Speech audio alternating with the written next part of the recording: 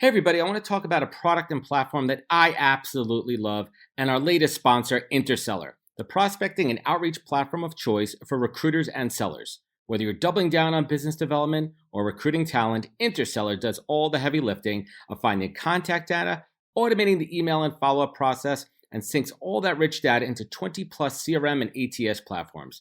Reach out now and get going on a 2-week free trial and let them know you heard about it from Adam on the PozCast today. Check out the link on the website. Appreciate it. Welcome to the PozCast, where we introduce you to incredible humans who share their journeys with the mission to inspire you to harness your own inner tenacity to drive your life and career forward. And now, your host, Adam Posner.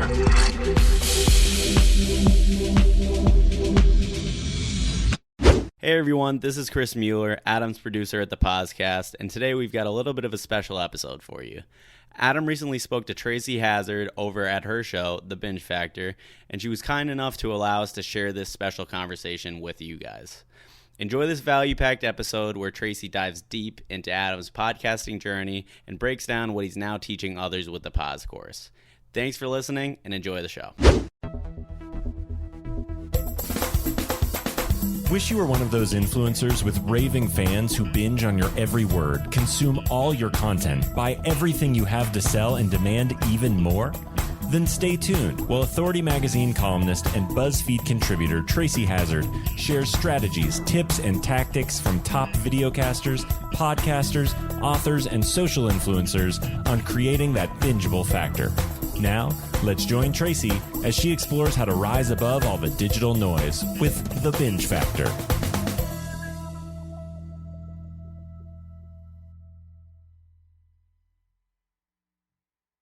Hey everyone, welcome to the Binge Factor. I'm Tracy Hazard, and I have a podcaster who is really, burning things up in kind of an interesting area in their sort of recruiting space, which doesn't seem like it would be super, super hot for podcasting. You think maybe this belongs on LinkedIn or maybe as a live stream, but he's actually done both and it's done really well.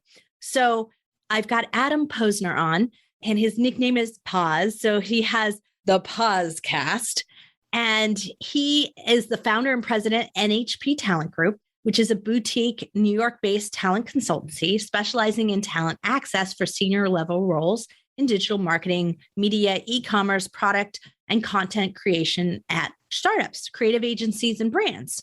He's also the host of the top global career podcast, the PozCast, showcasing experts to help you harness your inner tenacity to drive your life and career forward. He has produced and aired over almost 200 episodes. I think it's like 178 or something at the time that this is airing, that we were recording this. So probably 200 by the time it airs, with top guests like Gary Vee, Grant Cardone, Kara Golden, and Tucker Max, to name just a few. Prior to pivoting in the world of recruiting, Adam spent 15 years working with the New York City advertising and marketing industry. He's led account management and digital strategy at American Express, SiriusXM, and digital ad agencies in New York City like Vayner Media, and EP Plus Co. for major clients like Verizon, Pepsi, and British Airways. This has instilled in him a unique perspective when working with candidates to truly understand their career DNA and ensure a good fit on both sides of the recruiting equation. In addition, he brings expert advisory around the talent acquisition process, employer branding, and recruitment operations. He has built a strong reputation by always putting relationships first, and that's exactly what he does with his podcast. So his podcast is a business-to-business podcast, meaning that he's using that sort of guesting strategy as a way to build rapport, build clients, maybe build referral partners, like all of those things in the process. So we're going to talk to him about that. This is a really good case of how to make a podcast work for your business. So let's take a listen to Adam Posner from the PozCast. Adam, thanks so much for joining us. Let's talk the PozCast. I love that. So career and life journeys.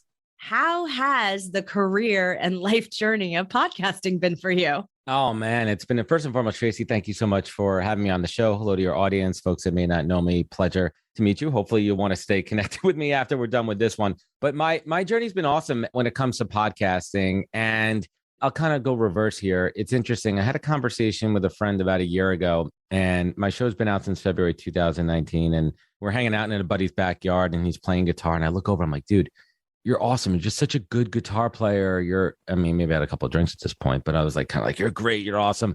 I'm like, I have no talent. I can't sing. I can't draw. I can't act. I can't dance. And he turns to me. It's like, dude, he's like, I've listened to your show. I can never imagine doing what you do week in and week out. And that was like a big aha moment for me where I was like, damn, like I found my art. I found my craft. And it's really a passion for me where it brings out, I call it my sixth gear, Tracy, where I go into this mode, and you know exactly what I'm talking about. When these lights come on. I'm nodding away here. Yeah.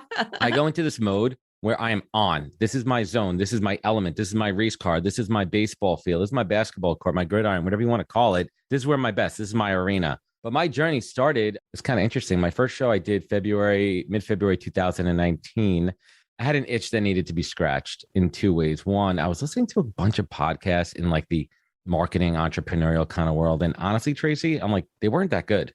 They really weren't that great. The host wasn't carrying the show, wasn't a great conversation. And I grew up in the world of Howard Stern. And for me, Howard Stern, we're not talking about the porn stars and the dwarfs and all the other crap that he used to do and all that kind of stuff that's not politically correct anymore. We're talking about the modern, since he's gone to SiriusXM, who I actually worked at 2006 to 11, for the last 15 years of Howard being able to have a long form interview show. And in my opinion, the best interviewer on the planet. His interviews process is so good. And most people don't realize it at all. So yes, that's exactly like my inspiration for it. And there's two shows that he did that really kind of got me going. One, he did an interview a couple of years back with Hillary Clinton. I don't know if you caught this one, and I'm not talking politics here, but for the first time, she did two things. One, she said, if I came on your show during the election, there's a good chance that I probably would have won because I would have been able to open up to your audience, and he had a huge, massive following, and show the real Hillary. And the second part about that interview, he got out of her, Tracy, the Bill and Hillary love story, how they met. I've never, ever heard that story before. And he went all the way back. Who does, like, no one does that. Well, I also thought she was funny there. Like, She was real. and I was like, wow, she's kind of a funny grandmother. Like, you could see how like people would like her, but you didn't like her on the road. So you're right. He really brings something. Yeah.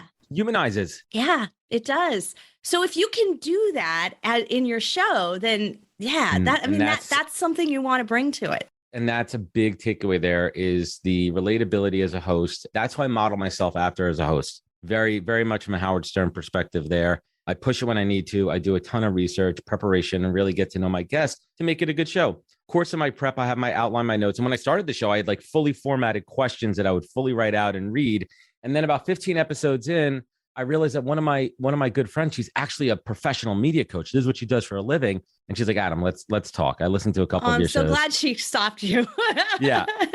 She stopped me right there, 15 episodes in. And the biggest lesson I learned from her is to listen to the guests. Instead of, I asked Tracy a question, and as Tracy's answering the question, I'm already thinking about the next question. I'm listening to hear if there's a piece of gold, a golden nugget in that I want to go off on a tangent on, something interesting, and be able to riff on that. And now 200 episodes later, I could do that automatically, like muscle memory. But if I didn't make that course correction 15 episodes in and actually listen and stop talking, the show, I don't think the show would ever be what it is now. So it's been quite a journey. And it started, as a show really focused on recruiting HR people careers, because that's what I do for a living as a recruiter. But then the show morphed into more interesting life stories and journeys, all with that kind of common thread about the career. And it's always kind of saying centered on it. But the idea is, let's talk about your early career. Let's talk about when you fell on your face, when you were at your lowest, when you made these huge mistakes where you could look back on it now and say, damn, if I didn't have that situation, if I didn't go through that, if I didn't have those lessons learned, I would never be where I am now. And that's what the show is all about. And just really bringing that to life and unpacking folks' career journeys. There's a big difference in the show from the beginning. You've got at the time of this recording, over 177 episodes. So you've got quite the distance that you've run in that. And so when I check out everyone's show, what I do is I go to the first, the last, and then something in the middle I pick because it attracts my attention, right? So because, I got to listen to one that's enjoyable, right? But the first ones are always rough. So like I do it so I could see that journey through your show and how far you've really come. And the difference in it is just this high comfort level in the most recent shows where, you have you really are just, in total conversation with someone. And we're getting to have that, preview into it where you're right. It was very formal in the beginning. It was very formal, but it's interesting too. And I probably do it like once every 6 months. I'll go back and I'll listen to like a couple of like the first 10 to see how far I've come. But there's also still a sense of confidence in those first few episodes that I still have now. There's still a cadence, there's still a personality, but there's so many subtle nuances that I wouldn't realize then that I do now. Right, exactly. I've but stopped you're also doing Yeah, exactly. But you're also doing lives now, and you weren't in the very beginning. So how has that changed how you do things? Well, it's interesting. So I don't really edit my shows too much. I only edit my shows for two reasons. One, if there's a technical error, like if you lose internet, the guest loses some technical error there, I'll cut that out. And I've recorded about 195 episodes, not counting the live streams that I've done. And there's only been a couple of episodes where a guest has asked me afterwards to cut something out. And I'm not even going to go into the details because that's between the guest and I, but the guest has said, hey, listen, I thought about it. Maybe I shouldn't have said this for some reason. And there's usually, I usually have 4 to 5 weeks in between recording and airing in the can. And I go, no problem. It's your show. I have no agenda to put you on blast or anything. So that certainly has changed the show a lot. But when you go into the live shows, that is the ultimate. When I talked about being in the zone, there's no greater zone than being live. And I love doing that. That's like literally me doing stand-up comedy. Yeah, there's a energy about doing the lives that actually changes your podcast if you utilize, if you do them separate, you'll still see that difference in a podcast. So what's interesting about that is I did about 100 live streams in the 2 years during the pandemic. And I front loaded a lot of them very early on. I was doing like almost like 4 or 5 a week from my den. I literally set up on a coffee table. This is before I had this office and studio and everything. I had my Yeti and then my little Samsung mic and my headphones, and the camera was on top of my computer. But I had the nice mantle and TV behind me, and it was fun. But there's something about being live, and you keep on doing the live that's keeping you much more locked in because you have that live audience, and it keeps you much more on your toes. Like I think I'm on my toes when I'm doing a proper recording, but it doesn't compare. And I honestly, it's almost like a game for me, Tracy. I'm not gonna say I prepare less, but I write less for a live show. Right. I still do the same amount of prep because that never changes. You don't want to be off your game when a guest comes in. I mean, let me ask you a question. Have you ever been a guest on a show and it's so blatantly clear that the host did not do any prep and you almost want to hang up on them? It's like 99% of the time. I hate to say that because I guest a lot. So yeah, it's when I have someone who's prepared, I'm excited. And so I'm not going to name names, but I was on a show last year, and one of the big cornerstones of my career story is the fact that I worked for Gary Vaynerchuk. Almost everybody knows him at this point. And I got fired and I pivoted into the world of recruiting. That's my story in 3 seconds. And I start telling my story, my career journey. And I'm like, yep. And I worked for Gary V. And he goes, wait a minute, you worked for Gary V? Bye. See you later. Right. Like I was like, how did you not? That's like everywhere. It's like right in your media bio. It's everywhere. Yeah. I'm like, come on, bro. I think it's the top. It's up at the kind of top corner of your bio on your page too. Yeah. I'm gonna milk that for all it's worth. Come on. Yeah, the firing part maybe not so much. You might not touch on that. But I do speak about that. If anybody does their research on me, they know that's the pivotal inflection point of my career, the lowest point, pivoting into my highest point. And if you don't do your research as a host, you're failing. You're failing your audience. You're failing your guest. Well, and now my guest, now my audience is all going, okay, so what got you fired? Brutal honesty, I wasn't two reasons. One, self-awareness, and when I'm able to look in the mirror, I didn't do what they hired me for. Honestly, I was a different person back then. I didn't do what they hired me for, was to lead digital marketing for my clients that they brought me on to do. I didn't do a great job. B, I was not set up for success. It was early stages of Vayner. They were not the mature organization that they are now. They didn't have certain things in place for proper onboarding, and it was a perfect storm. But at the end of the day, that was what I needed to push me in this trajectory of life of going into recruiting, eventually starting my own recruiting business, eventually starting the podcast. And at 42 years old, I could finally say that I'm confident, I'm happy, I'm successful, I'm living a life and a career of purpose. And I just like what I do every single day and who I am when I look in the mirror. That's wonderful. I love that. Now, you mentioned before that you started the show because you kind of felt like there was like really bad stuff out there. And you thought, you had a place for that. But you also really have turned it into a business model. Could talk a little bit about what that looks like.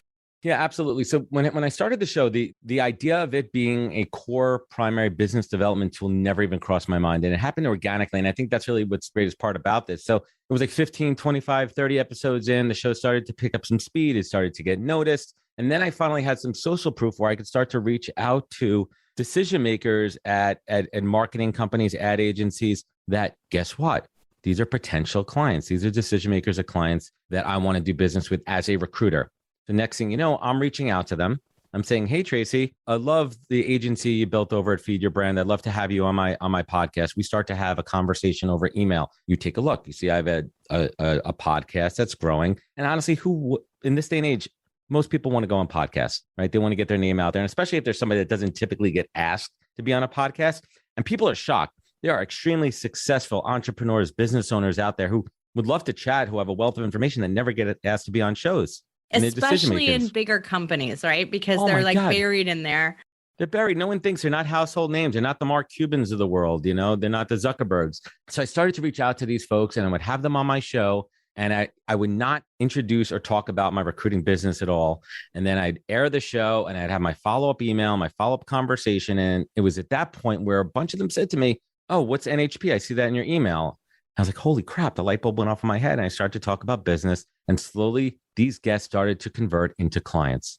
That's when the big light bulb went off and said, hey, this is better than cold calls, better than cold emails. And I built out a proper process to utilize my podcast as a business development driver tool. So I would say 50 to 70% of the guests that I reach out to book on my show are decision makers of companies that I want to do business with. And I built out an entire process, an entire flow. In fact, I put all the IP down over the summer and I'm creating the Poz course, which is going to be teaching people not how to turn on your mic and the lights and record it and edit and all that kind of stuff and how to, RSS feeds and all that kind of fun stuff, but really, or even how to ads and anything, but how to monetize in a completely different way. I monetize my guest, not my audience. Yeah. So let's talk about that. Let's do our 3 things because we're going to get to more details. You like how a good host could lead you into the transition? Right. This is a segue, right? So yeah. So when you're getting the great guests, what do you do in that vetting process to get the great guests to be sure that they're sort of fit your profile? This is a tough one too, because a decision maker at a company may be a great business prospect, but they may not be a great guest. So there's a little bit of a balance there too. So you want to research their story, right? Because sometimes the CEO may not be the best guest, but the CMO has a better story. So you have to do a little bit of prep before you do your outreach. That's right? That really CMO important. may have a crazy good career story. The CEO is a decision maker. How do you decide which one you want to reach out to? So it's a little bit of a balancing act there. Sometimes you could kind of balance both, because if you're getting good with the CMO, he's going to talk you up to the CEO, whoever the decision maker is within that company. So you have to vet it out. I always tell people, Google the crap out of your guests before you reach out to them. See if there's a YouTube clip, social media, podcast out there, just to see if they're lively. Yes, please. Right? You don't want to book a dud on your show. You don't want. The worst thing as a host is pulling. You don't want to be pulling it out of a guest. Yeah, never. Well, so I think or that's not critical. airing it after this whole big promise, because then it sort of blows the business model.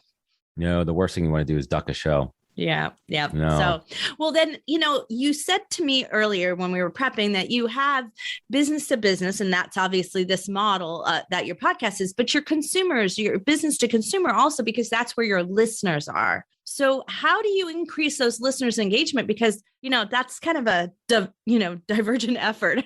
No, but it's crazy because it comes together. So, the audience are job seekers. They're folks that are interested in entrepreneurial stories and career journeys that want to hear the gold. I mean, I love to ask my guests, and who are usually pretty seasoned executives, key decision makers in companies. So Tracy, by the time a candidate gets to you in the interview process, they've been vetted for their skill set. And now they're coming to you to see if they would be, a good addition to your company culture-wise.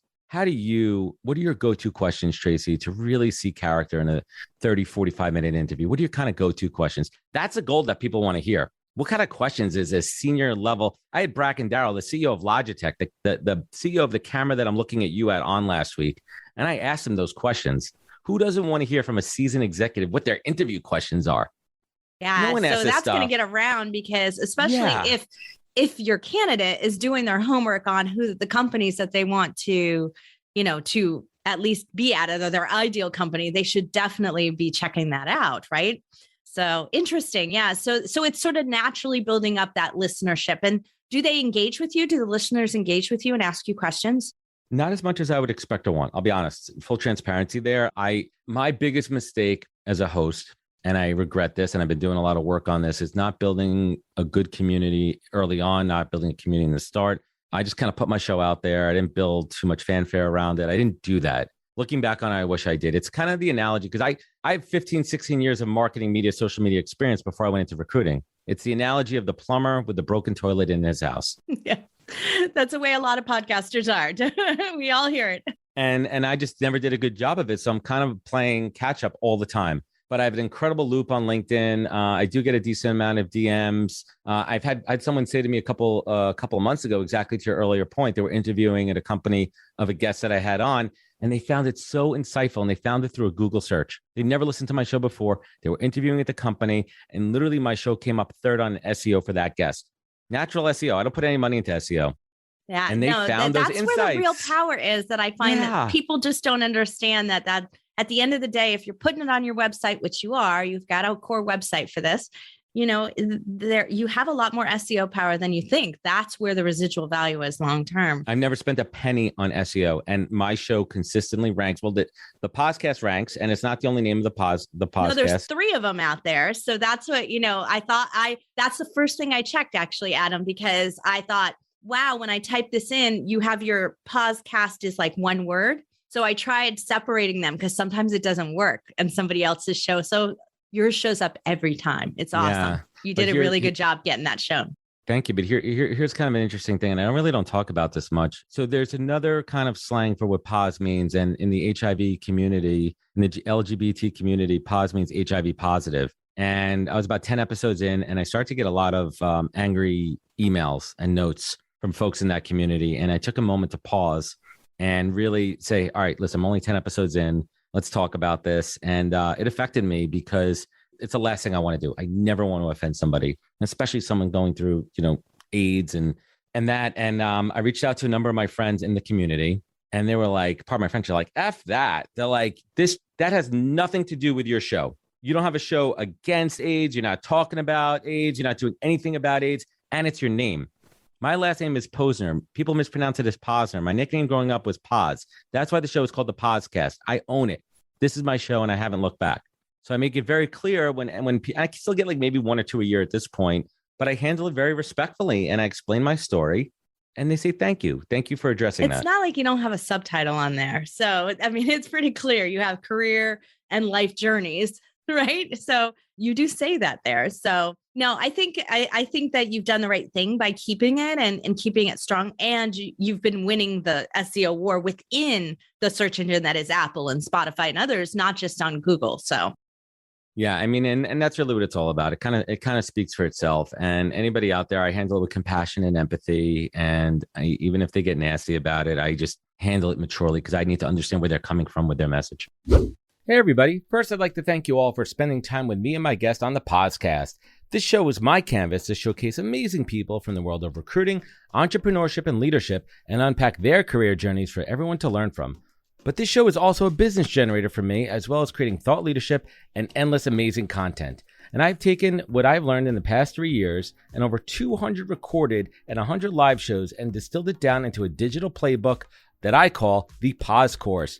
Now you could learn how I build, manage, and produce the PozCast and use it to drive real business development and relationships. Today, I'm sharing all of my secrets behind the PozCast, and you can get it all at thepozcourse.com. This course is for anyone, whether you're starting out or an advanced podcaster, you're using it for B2B and B2C. It's filled with all of my insights, learnings, tips, tricks, and templates. So get it now at thepozcourse.com and learn all my secrets. Thanks. Well, let's hit into that third thing, that monetization.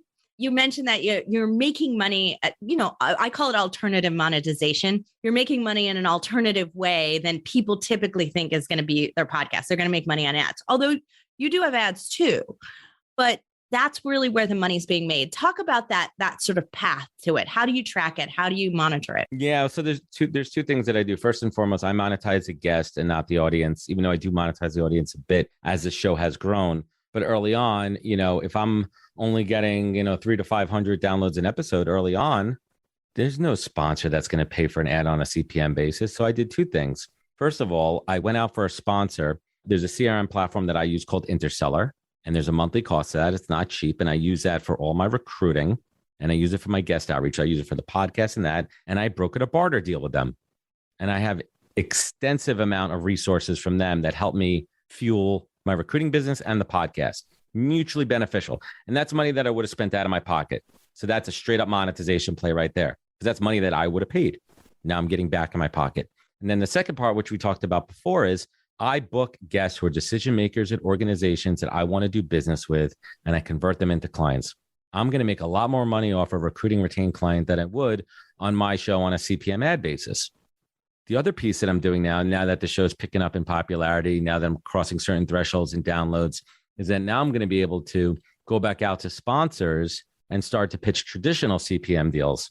But I do it a little bit differently, where I say to them straight up, I said, listen, every penny that you spend on this show goes right back into the show, to media spend, promotion, equipment, production, because it's not the actual show itself at this stage. I'm not a Joe Rogan and Jordan Harbinger out there with Toyota and Microsoft as my sponsors. That's not my core financial driver. I'd rather put it into the show and make the show better and just feed the machine. And they like that. They like to hear that. Yeah, that's a really good point. Not to scoff at $700,000 an episode, because that's great, but I put it right back into the show. Yeah. Yeah, absolutely. So repurposing, let's talk about repurposing, because, you've talked about doing lives. You talked about, how many, you've got a lot of shows here. Do you repurpose them? How do you use it on social? What are you doing there? Because, your clients are marketers. So you kind of have to be good at it too, right? I learned from the best. I learned from Gary Vee. Gary Vee's content pillar. I learned, I was there 7 years ago. Gary had, we're talking Tumblr, we're talking I don't even know what platforms out back then, like kind of dating myself. But the Gary Vee platform, content pillar platform, is how to take one piece of content and turn it into 100 different pieces. And I take that to heart. So I could take an episode, I could chop it up into sound clips, sound bites, audiograms, social media posts. And that process has been a really kind of funny one to evolve. I don't know. Are you a fan of The Simpsons? Yeah. Okay. So remember season 1 and 2. If you recall, and The Simpsons has been on for 35 years. You look at those first seasons and it is garbage, the animation, right? And I look at my first video clips. Literally, I had a high school intern doing video clips for me. And it was like so rudimentary. They were silly. They were like raw. I looked like a PowerPoint version of a video. They were nothing. And then I look at my video clips that I put out now, working with my video partner, Alex Sheridan, who's incredible. And they're works of art. They're stories, they're animations, they're like music videos. And that's the evolution of what you could do with audio content. How could you take audio content and create something completely unique? And that's what I'm doing now with Alex. We're partnering to create this eye-catching, attention-getting, because it was an evolution, right? It went from the audiograms, and I still do video clips all the time because they're easy, cheap for me to promote. And if I could bang out 4 of them for $50, who cares? I'll get them out there because it's attention and eyeballs. But I'll put the real time and money into these crafted clips that I'm doing with Alex, and I'll put them all over social media. I was hesitant to do TikTok, and my 9-year-old daughter is the queen of TikTok. And she said, Dad, let me do your TikTok account for you. I said, okay. That's what I was thinking about hiring my 12-year-old. Yeah. And she crushes it. I give her the video. She edits them. She posts them. We do the copy together.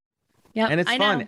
And they do all these cool effects that I was like, how do you even know that this is new on TikTok? And it just came out. How do you even know about it? And they do. Why not empower her? And she's part of my show. She loves it. Like, this is her. This is my why, right? This is what it's all about.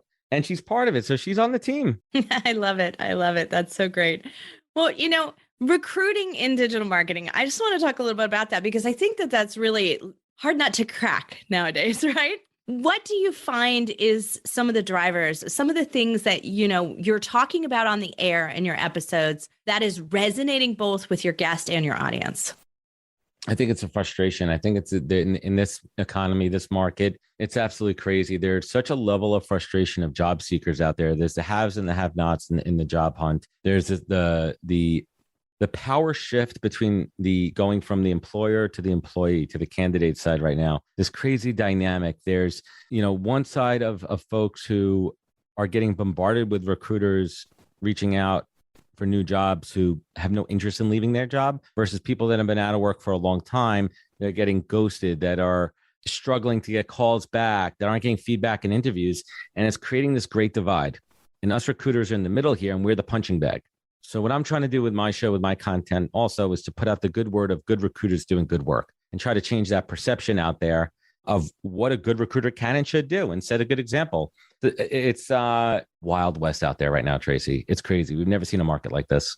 I have to tell you, we've been growing like crazy, and our hiring is just a mess. And it's not, not in the marketing area particularly, because that's not where we hire the most. We tend to hire in more like what we call client success, which is customer service. And of course, on our production side, right? And it's just a mess of like, sometimes we'd make offers and then they would turn them down like an hour before they were supposed to start. Like all the time. There was craziness going on that I've never seen in my 30 years of hiring people, right? Like never seen it. You hit the nail on the head. There's things that we haven't seen before. People accepting offers and then not starting day one saying they took another offer. I've never seen that. Yeah, never seen that. What happened to keeping your word and loyalty and making a decision and, sticking to your guns? And I don't know. It's weird. Yeah, it is really weird. And then, we are a little luckier, but we get more inundated, which is harder to like sift through because everyone is remote. We've actually always been a remote company. It's not like a new pandemic thing. So we already had the systems and processes for handling that. It works really well. We have the training programs. So it's ideal for people. They want remote work. So we get really inundated. Remote and flex time, right? Like those two key words, right? Right, but I almost had to bury it. Wanted. Yeah. People always have wanted. I mean, I'm not going to stand here on my soapbox and talk about it, but people have always wanted flexibility and choice. Not to feel bad that, my kid has a doctor appointment or school meeting this morning. And you know what, instead of, when that's over, going to hop on the train or driving into the city for 2 hours, you know what, I could go right home, continue to work and make up that time and not feel bad about it. Or the fact that my kid has baseball practice at 5:30 and I would never be able to do that if I was commuting, but now I could work till 5:25 and run to his baseball practice and do both and be present and be home for dinner and be with your loved ones and not be burnt out sitting on trains, planes, and commuting. Yeah, flex and choice in podcasting. That's what I hear from a lot of podcasters is that, this has become podcasting. Really, yeah, it's become one of the reasons why they chose it. Yeah, I mean, what's cool about podcasting is you can do it anytime, anywhere. I mean, I have my zones. Let me ask you, so I've done a few shows with some folks in Australia and APAC, and the time zone's terrible. For New York and Australia is literally the two worst time zones in the world. That's got to be the worst. Yeah. It's either we're recording really early morning my time or really late your time or vice versa and trying to figure it out.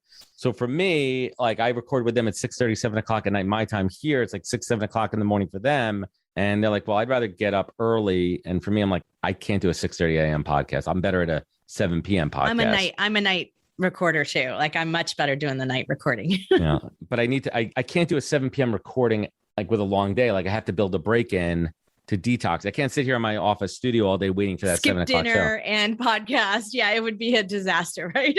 No way.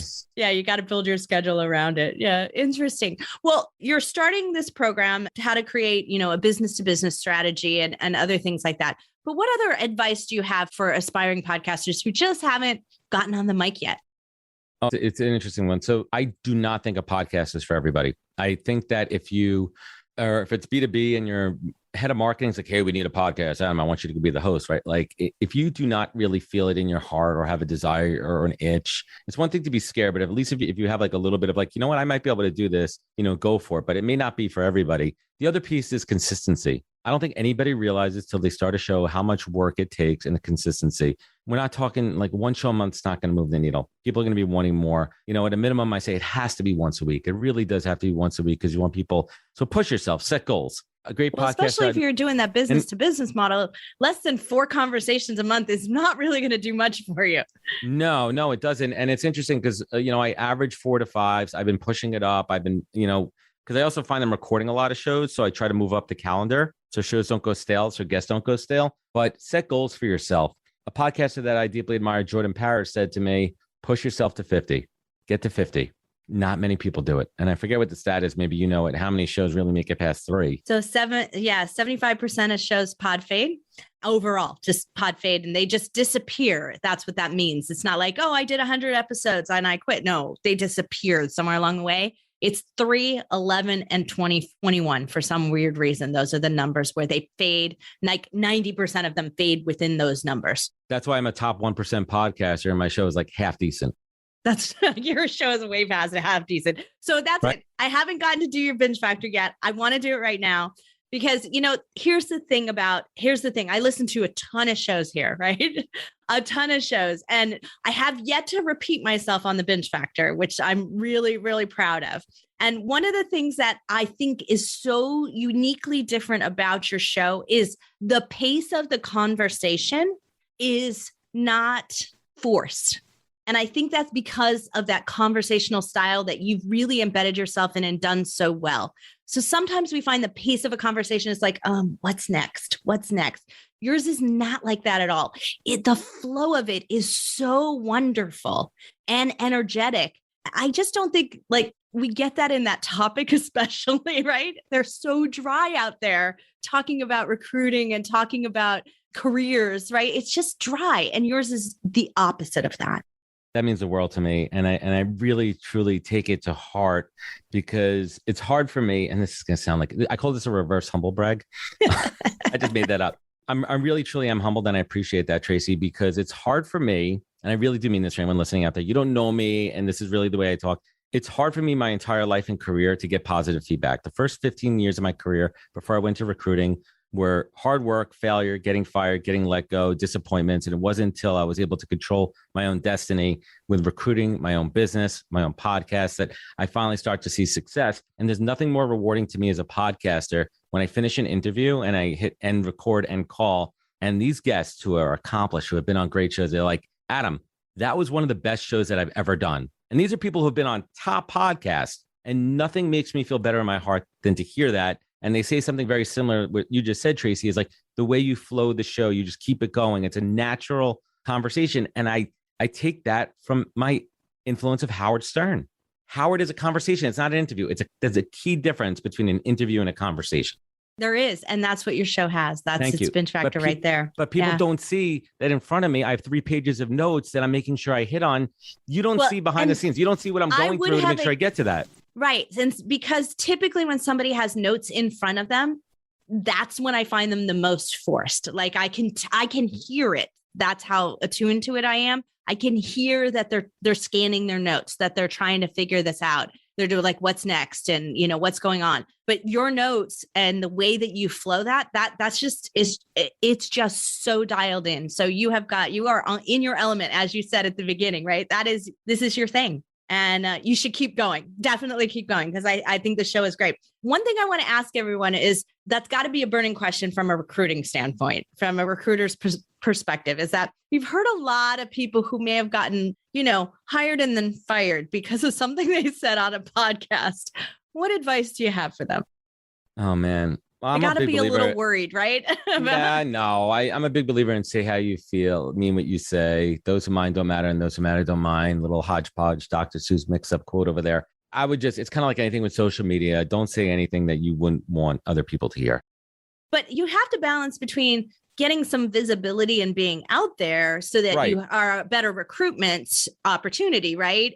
And, saying something that you might trip up on. Yeah, it's a slippery slope. I think when it comes to, and it's tough too, because in this day and age of cancel culture and over polarization, it's a really tough one to be moderate, to be in the middle, to have a point of view where it's like, listen, I hear what the other side is saying, and there are elements of that I agree to, but let me tell you my point of view and why I'm a little bit more towards this side or in the middle. But as long as you back it up with a strong point of view, whether it be with data, facts, whatever it is, even just your own, your own confidence and standing behind something. Don't let others bring you down. If you truly believe in something, just stand by it and hold your ground, because there's always going to be haters out there. And what I've been learning too is the louder your voice gets and the more popularity you have, the more trolls, the more haters are going to come, and learning how to deal with them and just shrug them off. Listen, anyone who takes the time to troll you is going to be beneath you. No one who's ever at a point that you aspire to be or someone you look up to is ever going to troll you. Just remember where the trolls are coming from. Yeah, I actually have a whole episode I did. It happens to women a lot faster in podcasting than it does in other places. That you get trolled really early on in your podcast. It's common. And so I do an episode that's for my clients and for anyone else out there. It's really gross. The trolling of women in general on social media, I've seen it on LinkedIn and podcasting, is disgusting. And I take a huge stance against that. Yeah. And this is the thing. So it's not really about you at the end of the day, even though it feels really like it's about you, right? It does. It's not really about you. It's actually about them. And they're in a bad place and it's where they are. And if you can kind of keep that separation, then maybe you can make it work. But, it is hard not to take it personally when you first get your first one, right? It's really hard. Oh, they hurt. Like, they went so deep. How do they know me? I know, really. Well, because they were listening. You hurt my I was like, if you don't like it, you don't have to listen, and right? I said the same thing. I mean, early on, I had this dude who was in the creative space. I'm a creative recruiter. And he was basically saying, I don't know what I'm talking about. Get off the mic. You're giving people wrong information. And then I just literally confronted him offline, and he really didn't have much to say. Well, yeah. And I kind of, when I was an ink columnist, they recommended we didn't engage. And so, just don't engage was actually the journalist model. So that's what we've sort of followed here. So good for you for at least trying. Gotta try. Yeah. So anyway, I am so excited that your show has, hit milestone. You're on your way to 200 episodes. Do you have plans to celebrate? Yeah. I'm going to say, I think you should celebrate. Yeah. I've never been, I don't celebrate like follower count or anything, but for me, 200 episodes is going to be a huge milestone for me. And I'm doing that by attempting to book a really true, amazing A-list guest for my 200th. I'm going all my contacts. I'm going deep. I'm reaching out to everybody. I'm calling in favors. I want it to be a very special guest, and it has to be meaningful. It has to be a good one. It has to be somebody that I would never normally be able to get with a show of my size. And the feelers are out there, and probably be recording it like the way it's kind of scheduling now is end of this year to be aired some point in Q1 of next year. And it's just going to happen. It's going to manifest. I put all my feelers out to the universe. I'm not going to give away any of the names that I'm reaching out to, but I know one of them is going to come through. Well, and right here on the Binge Factor, all of you listeners out there, I'm going to make sure Adam pings me when that happens so that I can let you know, so you can check out his hot guest that he's going to have for his 200th episode. I have some backups. I interviewed myself. Well, I had my mentor interview me for the 100th. I was like, that's kind of a throwaway. People are expecting that. We could do better. That's a really kind of unique twist on it. So I did a reverse interview for my 100th. Yeah. Sounds like fun.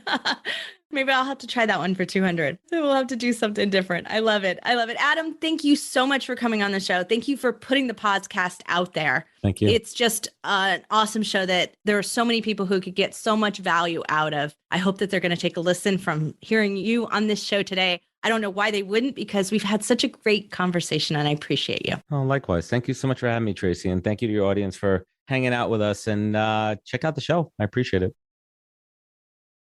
Adam's quite the conversationalist, and I love how he'll go anywhere you want to take him, and he just will go for you, right? This is the sign of a good podcaster who can really be on both sides of the interview, right? So he can easily have a great conversation no matter where he is. It's the key to his podcasting success. It's the key to why the podcast is just working, right? So really think about some of the tips that he gave you for the business development drivers and how to make that work for you. And then also think about just the styling and like the inspiration and how he's continually improving his podcast. Those are some things that I think that he really brings a perspective on that you can really benefit of if you apply them to your show, if you apply them to what you're doing. If you're here and you already have a podcast, you're a continual improvement junkie, right? Or you wouldn't be listening to this show. You're out there looking for ways. You're looking for that next thing that might add to your show, might make something great in the way that it works. And you're always tweaking and pivoting your show. Adam's the same way, right? Like that's what he's been doing. And if you listen to the shows, you do hear that transition over time because he's got enough episodes under his belt. I'm really looking forward to hearing his 200th episode and seeing who it is, and just excited about being a really big win for him. So when it happens, I'm going to absolutely, like I said, shout it out on social media. But if you subscribe to his show, then you'll already be there. You'll already know exactly what it is before I even hear about it. So definitely go check out the PozCast, and that's POZcast. Check that out on any platform. PozCast is one word if you search for it, but it does show up if you separate the words as well. So you should be able to find him just about anywhere. So I'm really grateful to Adam Posner for coming on the show and sharing with us the inner workings of the PozCast. If you have some things that are worrying you, that are concerning you, things that you'd love to improve, and you want me to go out there and find a podcast that will cover that for you, I'm happy to do that. Send me your questions. Send me your show that you love, that you would love for me to feature, absolutely happy to do that as well. Until next time, I'm Tracy Hazard on the Binge Factor.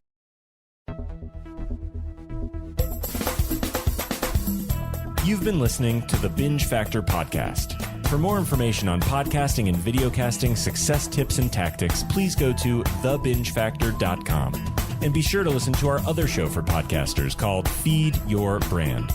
If you'd like to be interviewed on this show, as well as featured in Tracy's column, please go to thebingefactor.com/guest and apply.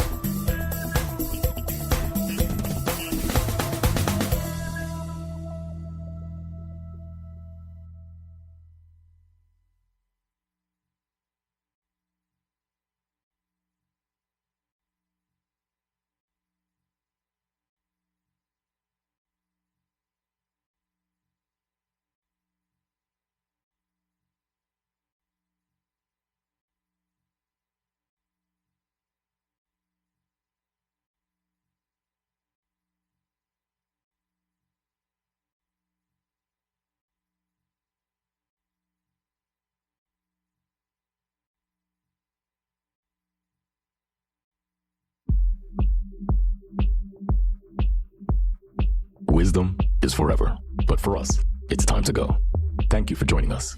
Luckily, we'll be back with our next episode soon, jam-packed with more incredible humans. Thank you for listening, subscribing, and sharing. To join the conversation, search the PozCast on LinkedIn. And to catch up on past episodes and more info, please visit www.thepozcast.com.